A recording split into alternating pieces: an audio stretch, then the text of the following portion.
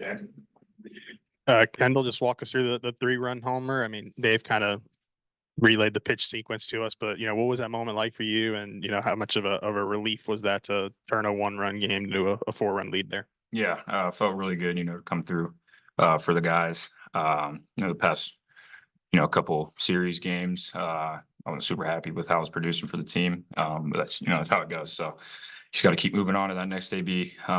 We get a lot of them, so that's the blessing of it. But yeah, he went same exact sequence to McLaughlin, and it's really nice to have really good hitters like Ben and Peyton that are similar to me with left-handed side. So just really got to key in on how they're pitching them, and go up there and just be ready. And Hagen, what was going through your mind after the back-to-back home runs? I mean, not only back-to-back, but back-to-back pitches too. I mean, how did you kind of settle down and bounce back? I couldn't say what was going through my mind, but I mean, that was the first time I go back-to-back home runs. Will just asked me about that. Welcome to it. And but it's part of the game. I mean, home runs happen, especially a good team like that, a good lineup. There's good approach. So I mean, you just kind of have to forget about it. Another 10 strikeout game. I mean, like, can you feel them racking up as you're pitching, or does it not feel special at all? No, I do not sense it at all. I mean, I just go out there and try to make pitches. Hey, and they only had one lefty in the lineup. I think one switch hitter, just a bunch of righties. Is that a little like frustrating, or does it change your approach at all, just having to face that many righties? No, not really. I mean, sometimes in the fall, I think we stacked up a bunch of righties against me. So I mean, just kind of figure that's going to happen today. I mean, they have really good right-handed hitters in our lineup, especially some of their middle guys, and even the whole lineup really. So I mean, it was a tough challenge. I guess for anyone that wants to take this, Jack Wagner obviously, didn't play for about a month there. And then I know you guys were really fired up to see him get the gorilla the other day. Just how cool is it to see him come through again in a big spot early in this game? Yeah, that was awesome. Jack's a really good dude. One of the best teammates I've ever played with. And I think he exemplifies better than anyone I've played with, wasn't getting in there a whole lot, but you would never be able to tell just by the way he acts and how he cheers on all the guys. Really good, really good player, but also a good glue guy, locker room guy all around. So he's just a great guy to have on the team. Kendall, you mentioned the commonality of the sequencing between, Ben and yourself. Do y'all, talk at all, during the dugouts and, in between at bats with each other? And if you do, what are those conversations kind of like? Yeah, definitely. There with Ben, I didn't get to talk to him. We were, I was walking on deck, but it's Peyton, me, Ben. We're pretty similar hitters as far as how we do it, approach wise, all that kind of stuff. But yeah, no matter how the at bat goes, I could walk up there and have a 3-pitch strikeout, but I'm gonna go in there and let the guys know, what I see, what I think they should hunt personally. But yeah, we talk a whole lot, just trying to help each other out.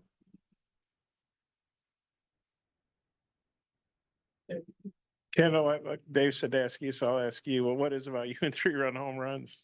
I got great teammates that get on in front of me. That's all I got. And then talking about the sequence with McLaughlin. So were you looking for a fastball there?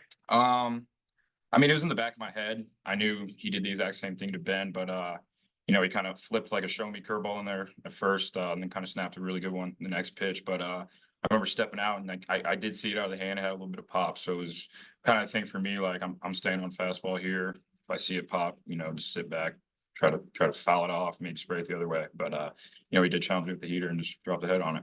So he threw you 2 curves and then the fastball. Mm-hmm. And Will, how much does that help you and Kendall? Gives you guys the big lead like that. It's awesome pitching with a lead. You just start pitching the contact and just trying to get ahead of everybody. And 1 run's not going to kill you, and you just go out there with a bunch of confidence. Well, you got the strikeout in the 8th in a pretty big spot, 1-run game, but you just kind of casually walked off the field. Were you trying to maybe conserve some energy there? Did you kind of have a feeling you might be able to go back out in the 9th? I didn't really think anything of that walk. I was just kind of mad at myself because I walked a guy. You did have 8 strikeouts, and I know you didn't get the 9-out save, but came very close. What was working for you on the mound tonight? The cutter and fastball, and then I flipped in a couple curveballs. Kind of lost command there at the end, and I think I overamped myself for that moment, but I can learn from that and grow from that. Hey, Kendall, as a lefty, what makes facing Stone Hewlett so tough? Oh, it's funky and that slider's spinning. So yeah, sliders really sharp. It moves different too. It's not like very consistent, but it's always moving a lot. And the fastball's coming back in on you too. So it's a lot of this tunneling that way. So yeah, that at least for me, and I've known Stone forever. Like I grew up playing with him, facing him. So yeah, he's had my number since we were about 13, 14 years old. So yeah, it was nothing new for me, in the fall, pre-spring, but no, he does a really good job. Hey, good guys. Good thing you got my number.